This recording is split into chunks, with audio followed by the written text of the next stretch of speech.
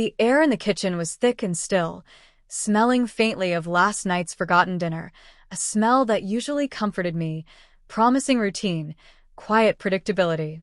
Now it just felt stagnant, suffocating. My fingers, trembling just slightly, hovered over the open laptop screen. The website wasn't mine. It was a bank portal I didn't recognize, one he'd accidentally left logged in when he'd rushed out for his business trip this morning. My eyes scanned the summary page, then froze. 2 accounts. Joint. Not ours. His name was there, stark and familiar. And, beside it, another name. A name I knew. A name that belonged to a woman who worked 2 floors below him, a woman he'd mentioned perhaps a little too often lately, always casually, dismissively. My breath caught, a ragged, painful sound in the silence.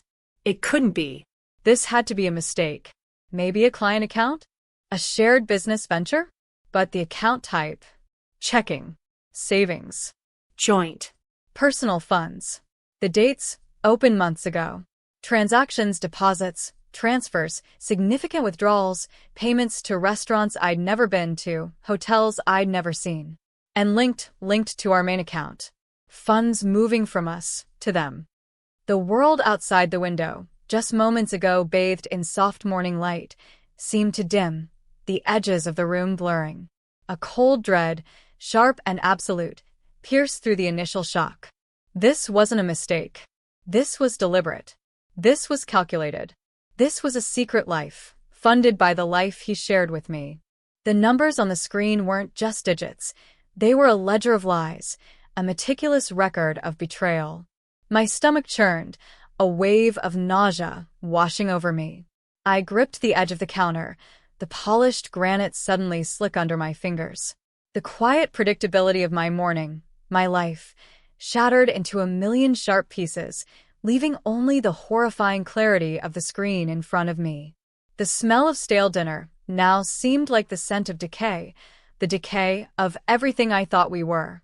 I was standing in my own kitchen in my own home, but it felt like foreign territory, hostile and cold.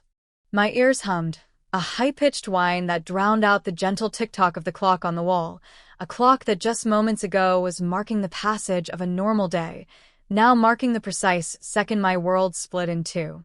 The urge to scream was a physical pressure in my chest, building, but no sound came out. Only a silent, internal implosion. This wasn't just an affair. This was a financial entanglement, a planned divergence, rooted deep in the practical, terrifying reality of money. It wasn't just emotional infidelity.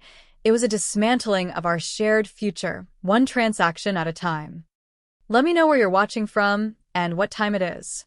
And if you haven't already, please subscribe. It helps me more than you know. The laptop screen felt radioactive, burning my eyes even as I couldn't look away. Each line item was a fresh wound. A transfer marked office supplies that coincided with a deposit into her account. A large withdrawal from our joint savings, earmarked for home repairs, that showed up days later funding a trip for 2 to a city known for its romantic getaways. My hands were shaking violently now, not just trembling, but shaking as if holding onto a live wire. I had to close the laptop, had to break contact, but my fingers seemed frozen, stuck in this tableau of discovery. The silence in the house pressed in, heavy and suffocating.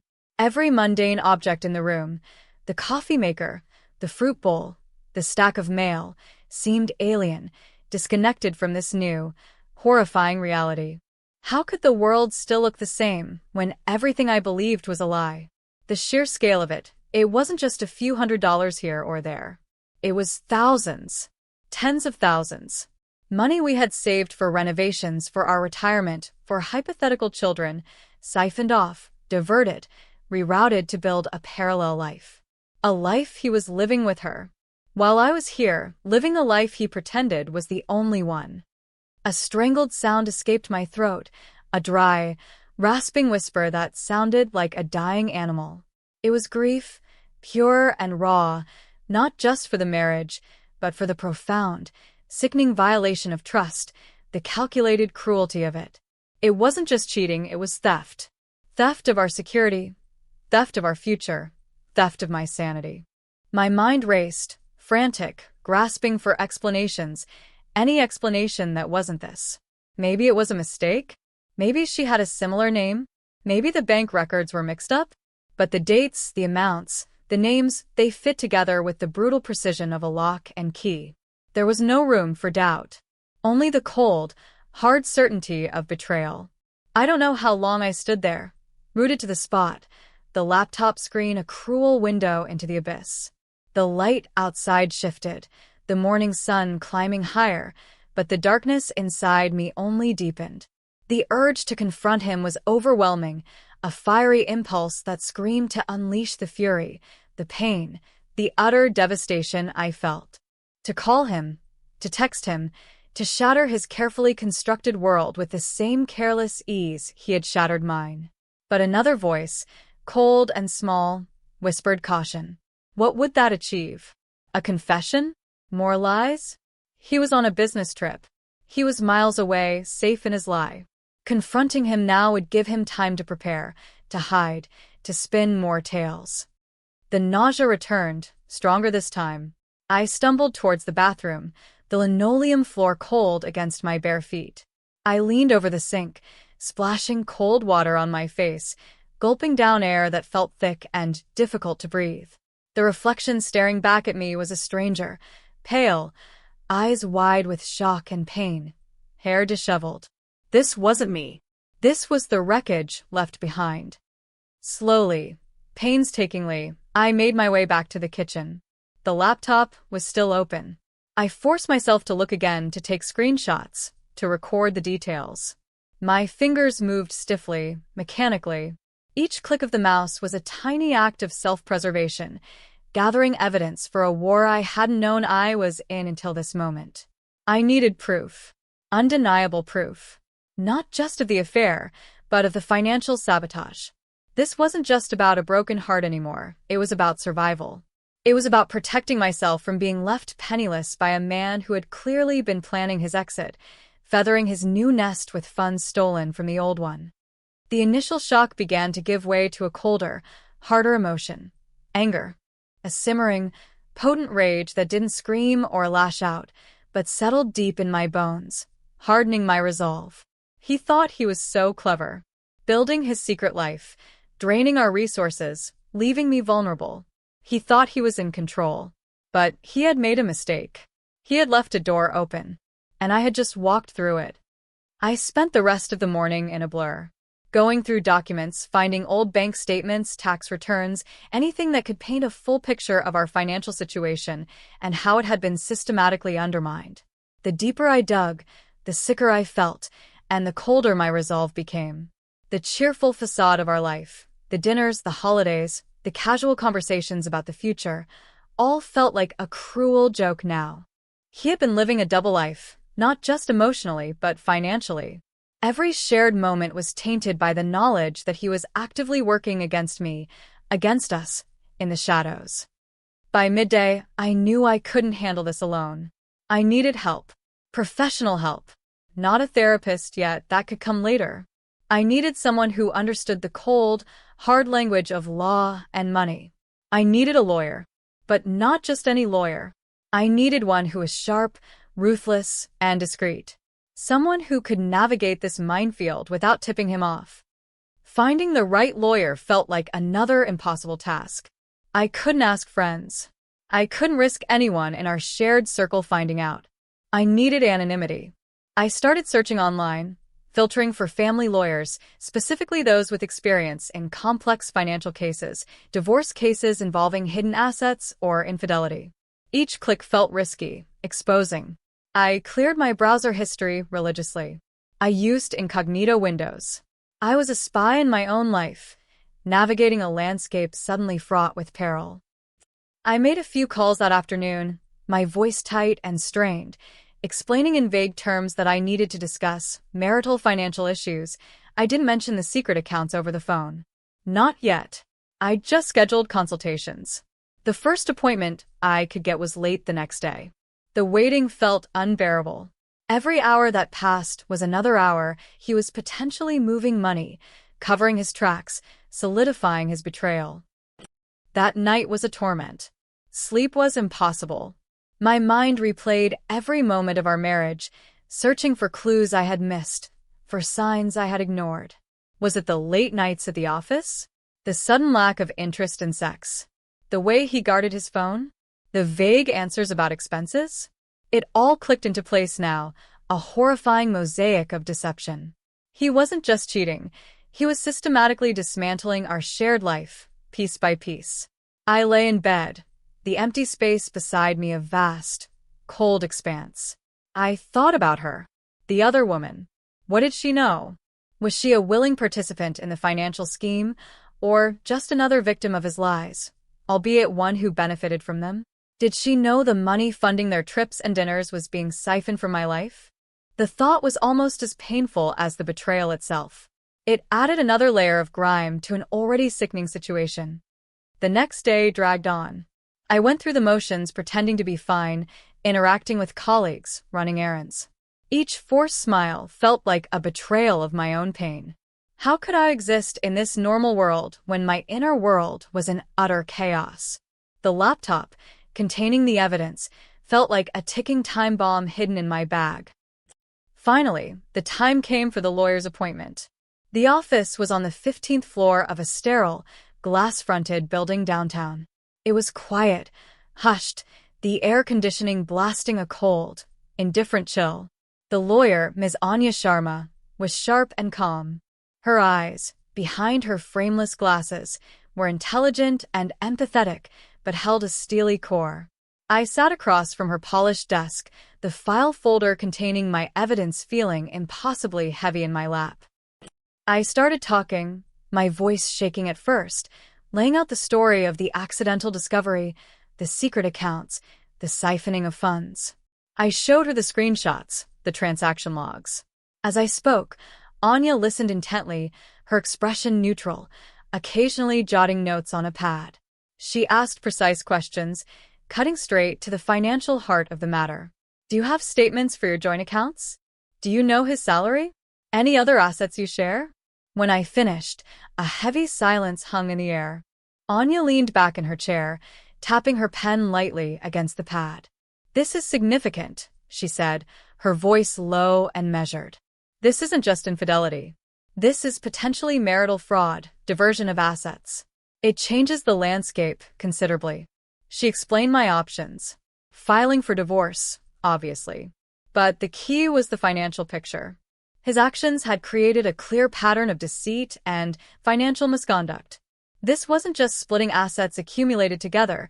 It was about recovering assets that had been deliberately hidden and diverted. And the secret joint accounts with the mistress, that was the smoking gun. The most immediate and effective action we can take, Anya said, her voice firm, is to seek an emergency court order to freeze all accounts. My breath hitched. All accounts. All accounts linked to his name, she confirmed. Including your joint accounts, any personal accounts he may have that you don't know about, and critically, these joint accounts with Mistress's name. Freezing them immediately prevents him from moving more money, draining them further, or trying to hide funds once he knows you're onto him. It was a bold move.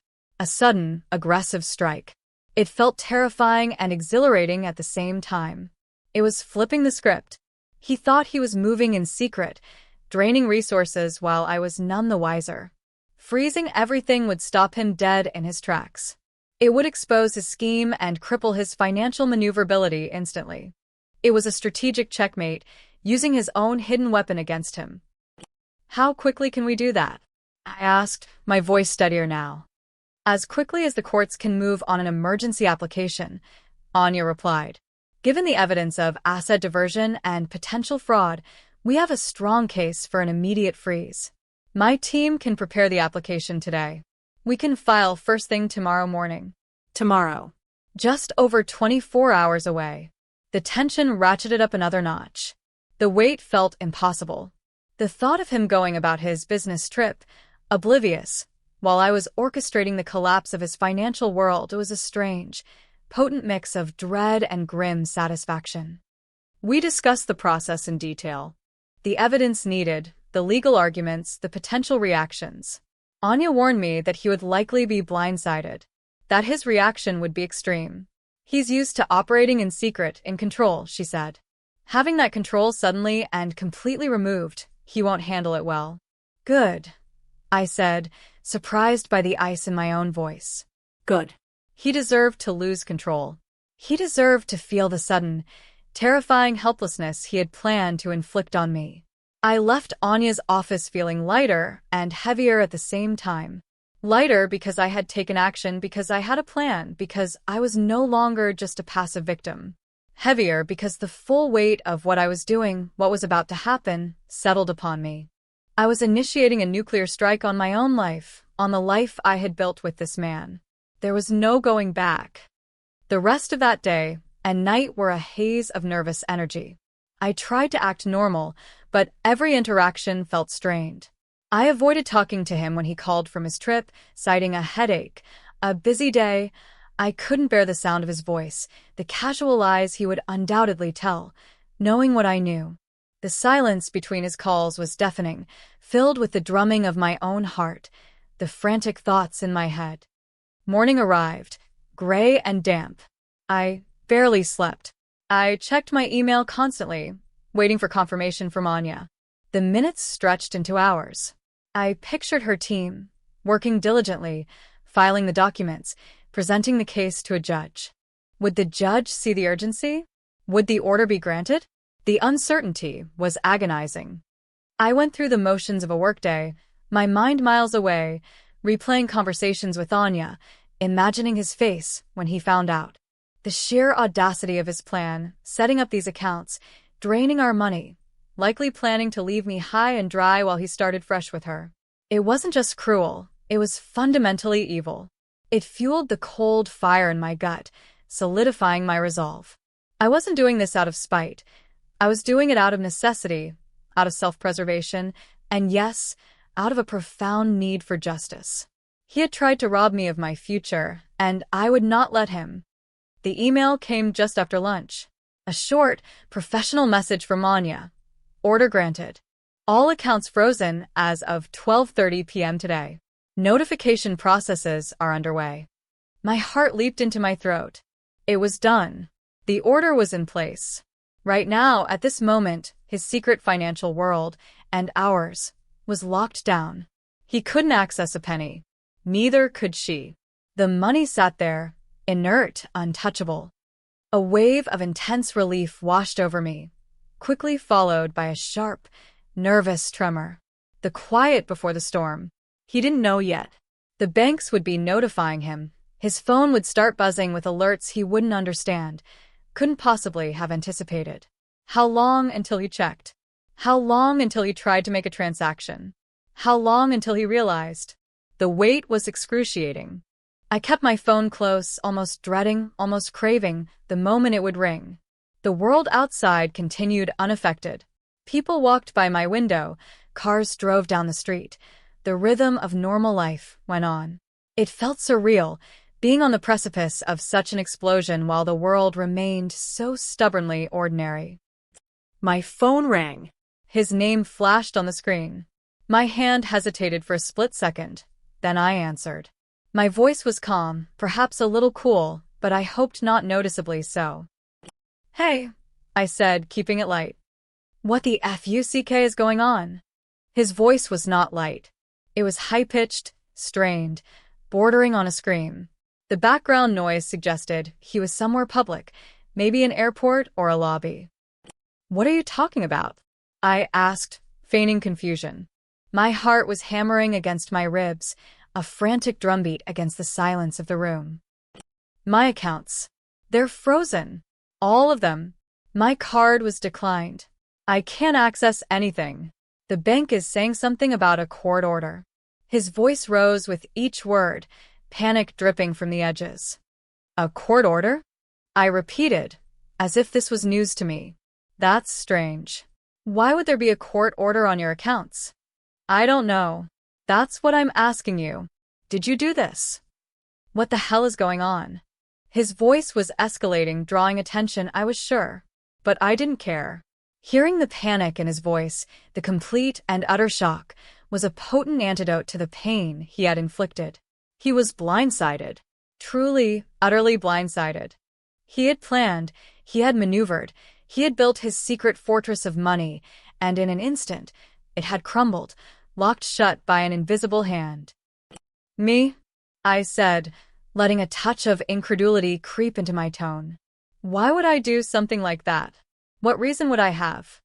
He was breathing heavily, ragged gasps coming down the line. "Don't play dumb with me. Something is going on. My business trip. I can't even pay for my hotel. My company card is frozen too." This detail was new. Anya had mentioned that a court order could potentially impact business accounts if they were linked or if he was a signatory with personal liability, but it wasn't guaranteed.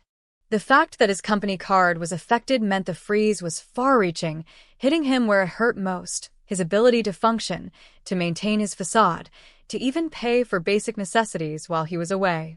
The dry humor aspect kicked in. He was literally stranded by his own greed. "Your company card too?" I asked, letting a hint of concern, fake concern, color my voice. "That does sound serious. Maybe you should call the bank? Or your company's finance department." I did call the bank. They said it's a court order. They won't give me any details. I can't get a hold of anyone at the company. "What did you do?" The scream was building, raw and desperate now. It wasn't just frustration. It was the sound of a man whose carefully constructed reality had just imploded. He couldn't fathom how this had happened, who could have done it, unless it was me. But how? "I didn't do anything," I said softly, my voice a stark contrast to his frantic shouts. And in a way, it was true. I hadn't done it. My lawyer, acting on my behalf with legal justification, had. It was a semantic truth, but it felt powerful. "You're lying," he shrieked. "I know you found out. How could you do this? Do you know what you've done? Every account, everything is frozen." His voice cracked on the last word. The full weight of it was hitting him. The scale of the freeze. It wasn't just the secret accounts, it was everything. His ability to access any funds, personal or professional, had vanished. This was the climax. Not a shouting match, but the stark, terrifying reality of his financial world collapsing, delivered over a phone line miles away. He was cornered, exposed, and utterly helpless. The betrayer, caught in his own trap, built by his own deceit. He had planned to make me suffer financially, to leave me with nothing while he rode off into the sunset of his new life. Instead, I had used the very proof of his betrayal, the secret accounts, to strip him of everything, instantly. I took a deep breath. The time for pretending was over. The time for the plot twist was now. "Yes," I said, my voice clear and steady, cutting through his rising panic. "I know what I've done." Silence. A heavy, stunned silence from his end. He hadn't expected me to admit it. He had expected denial, tears, perhaps anger. But not this calm, cold confirmation. "I found the accounts," I continued, each word deliberate, weighted. "The joint ones. With her. I saw where the money was going. Money from our accounts. Money we saved. For our future. For our retirement." I let the last phrase hang in the air, the bitter irony of it sharp and poignant. How did you?" His voice was barely a whisper now, the bluster gone, replaced by disbelief and fear. "It doesn't matter how," I said. "What matters is what you did. You didn't just cheat, you stole. You planned to leave me with nothing while you built a life with someone else using our money." My voice was gaining strength now, the years of suppressed anger, the pain of the past few days, channeling into a quiet power. "So yes," I said, the dry humor element surfacing, a grim, bitter chuckle escaping my lips. "I did talk to a lawyer. And yes, she helped me get a court order. To freeze everything. All of it. Yours, mine, and hers." The last word landed like a small, sharp stone. He hadn't mentioned her accounts being frozen. Only his. The implication hit him. The freeze wasn't just targeting him, it was targeting their shared finances. The mistress, who likely thought she was safe, perhaps even anticipating a financial windfall from his divorce, was now just as financially paralyzed as he was. The plot twist was complete. He thought he was hurting me. Instead, his actions led directly to the dismantling of the very future he was trying to build with her, using his own money against them both. You froze her accounts? His voice was incredulous, horrified. It wasn't just about his inconvenience anymore. It was about the fallout impacting his mistress, his real priority. Any account you were join on, I confirmed coolly. Seems like those secret accounts you opened fell under that category. Funny how that works, isn't it? There was a strangled sound from his end, a gasp that morphed into a guttural roar of pure, unadulterated rage and panic. It wasn't the sound of a man caught in a lie. It was the sound of a man who had just realized he had been utterly, completely outmaneuvered, stripped of his power, his plans, his secret safety net. He screamed, a long, wordless scream that tore through the phone line, a sound of total collapse. It was the scream of a narcissist losing control, a schemer whose intricate plot had backfired spectacularly, leaving him exposed and vulnerable. The scream went on, a raw, animalistic sound that sent shivers down my spine, but not from fear. From something else. Something cold and satisfying. Then, the line went dead. He had either hung up or thrown his phone. Silence descended again, but this time it was different. It wasn't the suffocating silence of uncertainty and dread I had felt before.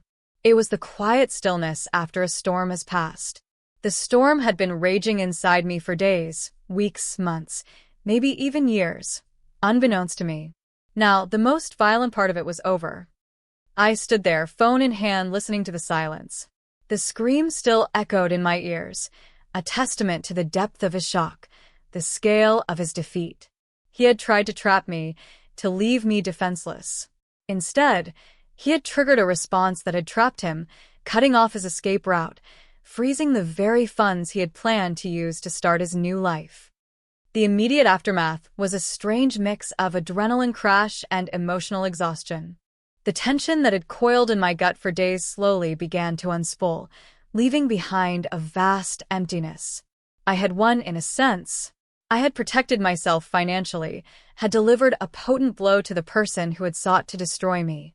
But the victory felt hollow, tinged with the profound sadness of what had been lost.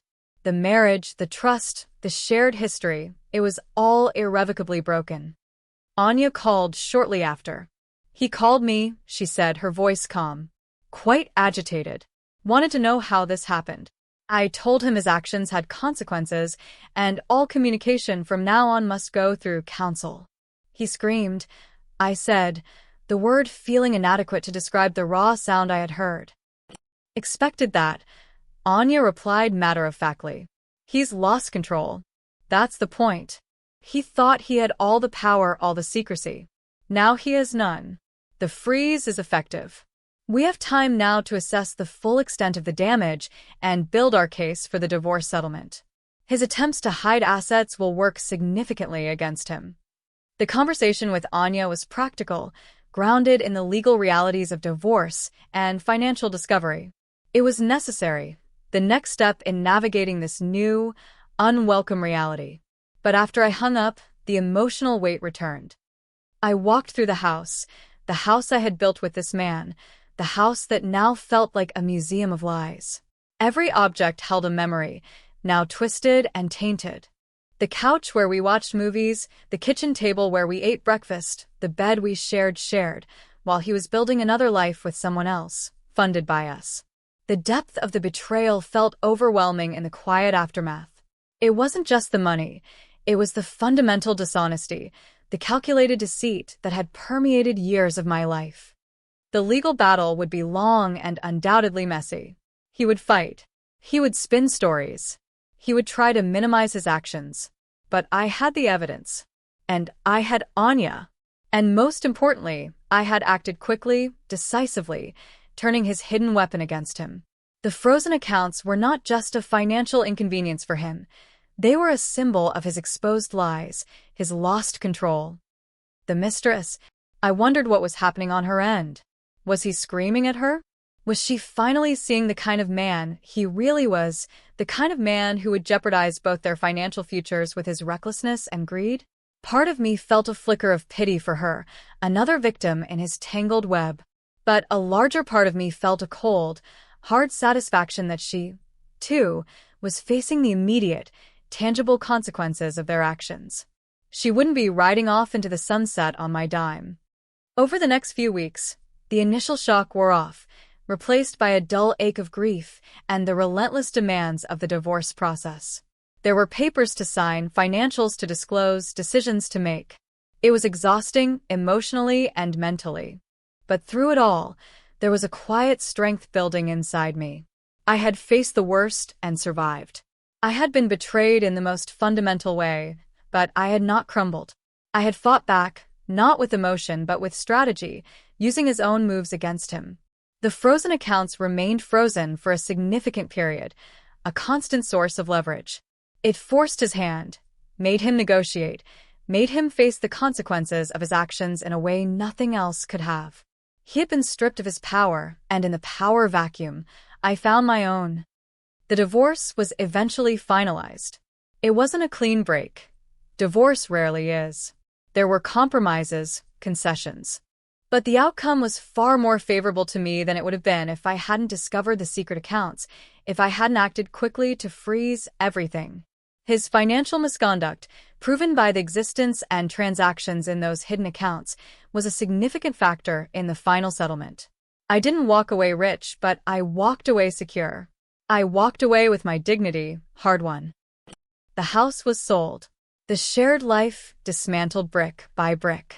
Moving into a new, smaller apartment felt strange, quiet. It smelled only of me, of fresh paint, of a future unwritten.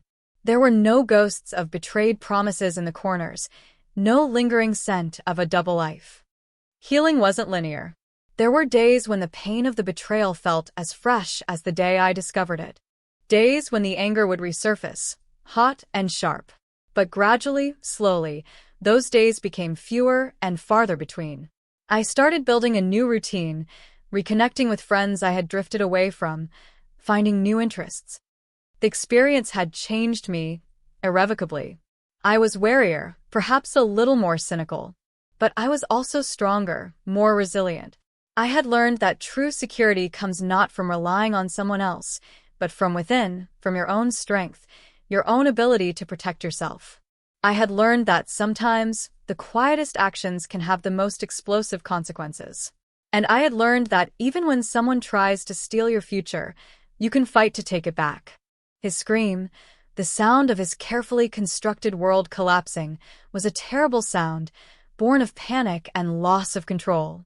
But for me, it was also the sound of a cage door slamming shut on a past I needed to leave behind, and a signal that I was finally, truly free to build something new. Something real. Something mine. If this story hit close to home, I'd love to hear your version. Drop a comment with where you're listening from and what time it is. Thanks for being here. Subscribing helps bring more of these to life.